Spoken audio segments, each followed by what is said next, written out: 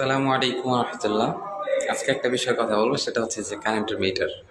এই দেখেন মিটারের মধ্যে এই যে একটা বাতি এখানে একটু পর পর টিপ দিচ্ছে, খেয়াল করছেন? আসলে সত্যি বলতে এটা কিন্তু গ্রাহকের কোনো কাজে আসে না। এই বাতিটা সিরেফ আপনি মিটারটা লাগাইছেন আপনার বাসায়, এটা আপনার কোনো কাজে লাগবে না। এখন আমরা এটা কাজে লাগুক না লাগুক, কয় টাকা এক বিল আসে। এই ছোট্ট একটা বাতি থেকে প্রতিদিন 4 থেকে 5 পয়সা বিল আসে, যেটা মাসে আপনার 1 টাকার মতো বিল আসে। এখন আপনি চিন্তা করেন সারা বাংলাদেশের মধ্যে কতগুলো মিটার আছে, আর প্রত্যেকটা মিটার থেকে যদি 1 টাকা করে বিল আসে, তাহলে কত কোটি টাকা তারা মাসে ইনকাম করতেছে। এটা শুধু কারেন্টের একটা জিনিস দেখাইলাম।